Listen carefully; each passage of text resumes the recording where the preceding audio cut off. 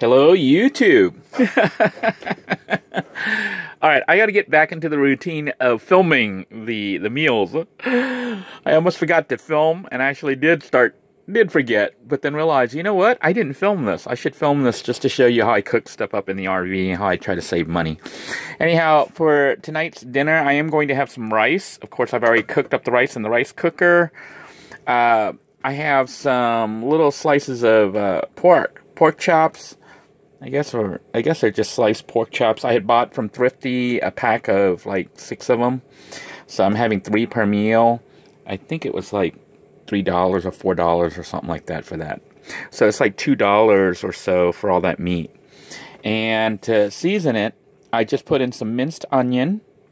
This is from Supreme Tradition, which is from Dollar Tree, I think. And of course our Badia complete. And I poured some Kikkoman soy sauce on it. And what I did was I had seasoned both sides. I put down the minced onions, and then I sprinkled it with the Badia. Then I flipped it over and did this side, and then I poured just soy sauce on top of it. And I'll be putting it inside the toaster oven. Turn the power on here. Once I do that, you can see the light comes on here showing me that it's now getting power. Then I just set it for about 20 minutes or so. And that's pretty much it. So I cooked the rice first because I had the air conditioner on for the RV, and the rice cooker is only 300 watts. The toaster oven is probably 12 to 1600 watts. So I can't run the toaster oven and the air conditioner at the same time because I think it blows the circuit breaker. So whenever I run the toaster oven, I have to shut off the air conditioning. So it's not like a regular house. Now, I do need to work on trying to get this vent fan blowing out.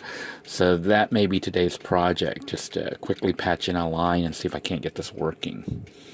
In the meantime, I am in process of updating the YouTube channels. Uploading some videos for the Pay It Forward channel, as well as some for the Living in a Van channel.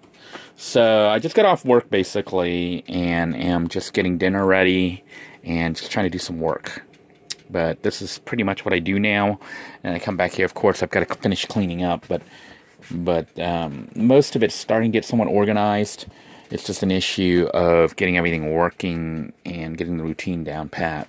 But right now, essentially when I come home from work, from the job at the space agency, I basically come here and I work on YouTube.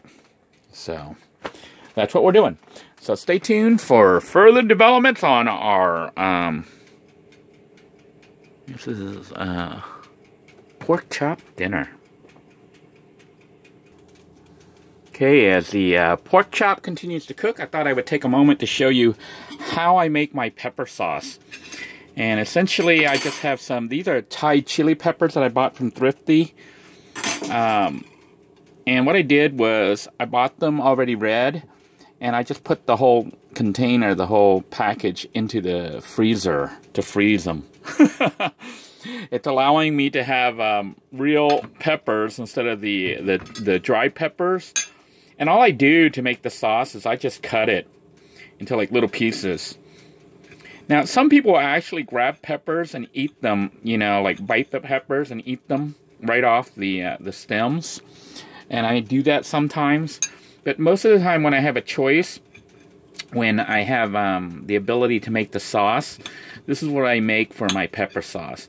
It's a really simple sauce, and it consists of basically peppers, preferably Thai chili peppers like these that you see. These are pretty hot. They're not the hottest peppers in the world, but they are fairly hot. I'm not quite sure what the Scoville rating is. I think it's more like, it's like between 10 to 30,000 Scoville units. I really need to look that up. But Thai chili peppers are fairly hot, but not the hottest in the world. And they have a good flavor, in addition to being hot. And what I do is I just cut them up into these little pieces, these little chunks. I don't know if you can see that, little chunks right there. And we're going to get some more. Just chop them all up into little chunks.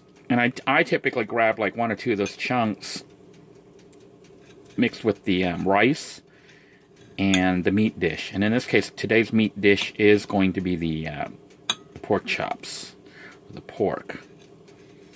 I had a little piece of pepper that I don't like eating stuff that's like got where a bug or something ate part of the outside. I'll trash that portion.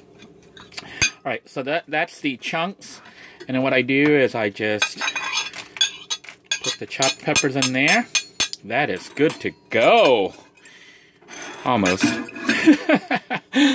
Then as far as the sauce itself, I'll take some fish sauce. This is Lucky Fish Sauce, which I also bought from Thrifty. They have it at a reasonable price.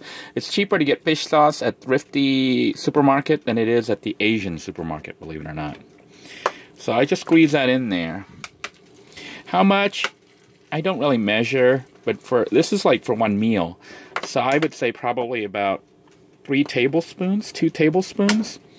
And then I take the lemon juice, which I got from Dollar Tree here. This big, huge thing of 32 fluid ounces was from Dollar Tree. And this isn't the best lemon juice because what they do on this one, they made it from concentrate, but I think it has lemon juice mixed with the skin. And I just pour a little bit in there, probably about 1 tablespoon. So probably, I'm just guessing, you know, I don't really measure. It's all kind of eyeballed and from doing it all the time. But I typically will use about 2.5 to 3 times more fish sauce than I do the lemon sauce. The lemon sauce just gives it a little bit of a tang. The fish sauce gives it the correct amount of sourness.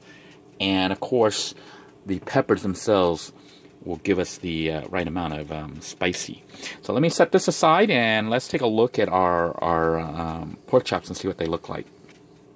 Alright, it's been about 10 minutes or so since we've had 10, maybe 12, 15 minutes since we've had the pork chops sitting inside cooking.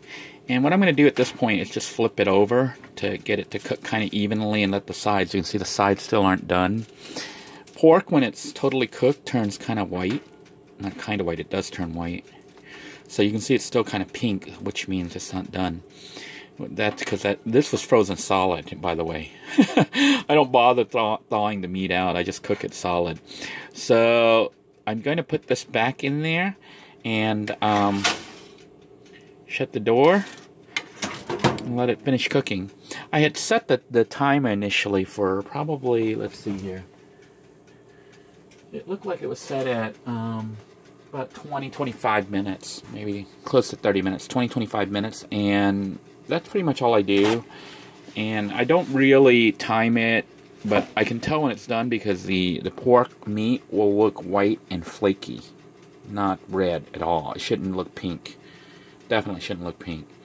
And I kind of, sometimes I overcook a little bit because I kind of like it sort of dry. Not too dry, but a little bit on the drier side. The more you cook the meat, the drier it gets. As the food continues to cook, I thought I would show you my little drink that I'm going to make for today. Those of you who have been with me for a long time, you've already seen it in the past. I'm going to make the Noise Cheapo Thai coffee. And for this, I've got this Pampa brand decaffeinated instant coffee that I bought from, I think I got this from Dollar Tree. And basically, you just pour a little bit of coffee in here, probably about, I'd say about 1 tablespoon, or maybe 1 teaspoon. I'd say more like 1 teaspoon of coffee. I guess you can, that's a little too much. A chunk fell in. Alright, so I've got about 1 teaspoon of coffee in there. Maybe just a little bit more, but not the big chunk that's wanting to fall out here. Okay, so about 1 teaspoon of coffee. And you can use decaffeinated or non-decaffeinated. I kind of like decaffeinated just because I'm trying to stay away from too much caffeine. And you can use any kind of sweetener you like, whether it be honey or sugar, regular sugar or whatever. I have this Marina Pure Cane Sugar that I bought. I think I bought this from Walmart. It's a Zolka. I guess that's the brand. But I bought this pure cane sugar, and yes, I use a lot of sugar. That's a lot of sugar. Probably about 2 or 3 tablespoons. And of course, you can add as much or as little sugar as you want. And then I also have this chilled, purified drinking water, which isn't even, well, it's filtered water that I put into the refrigerator. And I just pour it in there. And that's pretty much it. Just stir it up, and you've got your Thai coffee. Now, if you wanted to, you could add milk or creamer if you wanted to. It's basically just regular coffee, but colder, you know. Just like iced coffee. That's what you're having, is essentially ice or chilled coffee. Now, I don't have any ice because I didn't make any ice in the refrigerator. But the water that I used is already chilled. So I just stir that up. And yes, it's very sugary. So, not the best drink to be drinking all the time, but every once in a while for a treat for yourself if you're not wanting to buy soda. This is pretty good and much cheaper than buying soda. And you can actually control, look how much sugar I had in it. I had so much sugar it doesn't even want to melt.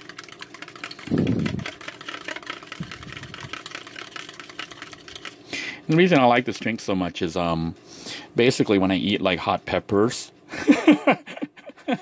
Those of you who have eaten hot peppers, there's like a taste that stays on your tongue, and it's hard to get rid of that hot. And some people drink milk, but I have lactose intolerance, so milk is not an option.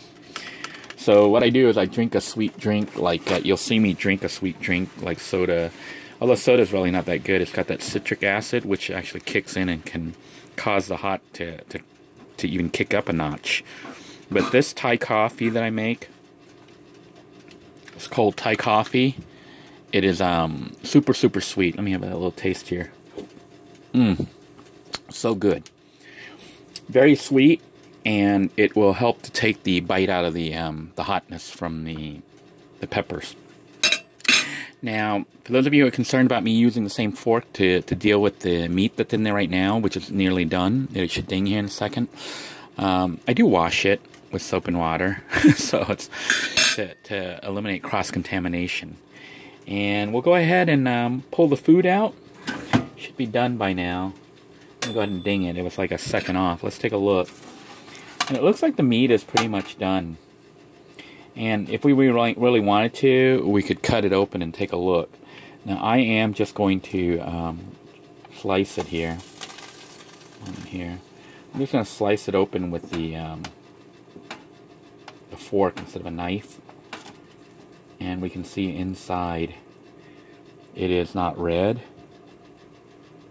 Maybe. You know what? I think it's not done yet. I felt a little bit safer if it cooked maybe another couple more minutes. So what I'm going to do is put it back in and turn the cooker on for another 5 minutes. And while it's doing that, I'll take my coffee and put it into the freezer to chill. So stay tuned.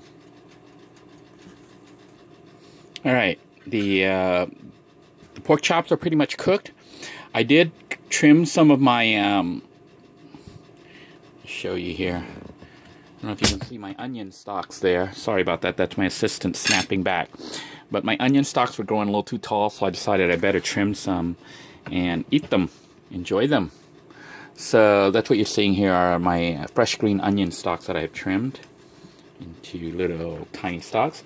I'm going to go ahead and leave that one piece in there and let it continue to stay warm.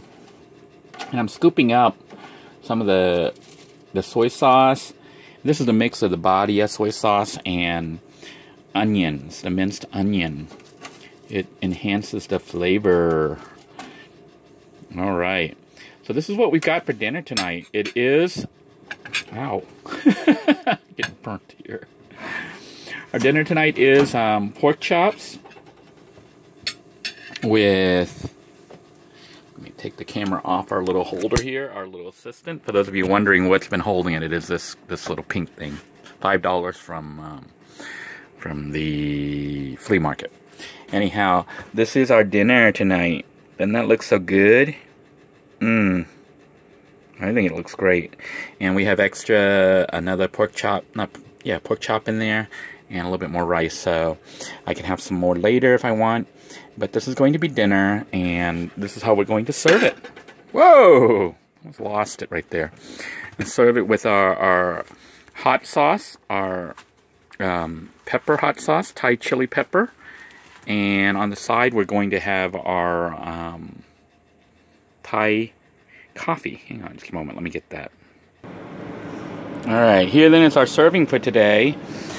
Pardon the noise there, that is the air conditioner running. I'm trying to cool the place down because we had to shut off the air conditioner the whole time we were using the toaster oven over there, because it'll blow the circuit. So now that everything's finished cooking, I can turn the air conditioner back on, which I just did. And hopefully the food won't get too cold too fast. I'm going to go ahead and do a quick taste test. But I think I'll go ahead and film a mukbang episode for you guys, because you guys seem to really enjoy those. But we're going to do a really quick taste test here for those of you who don't enjoy, you know, the mukbangs. Now, I could cut with a knife, which I should. But then I can't do it with two hands. I mean, with one hand. So I'm just going to use my spoon here to cut. But you can see the meat is indeed white. It's cooked. That's why it's white. And we're going to go ahead and take a really quick taste test here with the rice and a chunk of the pork chop. I forgot the pepper sauce. So I'm going to take some pepper sauce and rice. Oh my goodness. That is superb. Maybe take a little bite here just for a little taste here for you guys.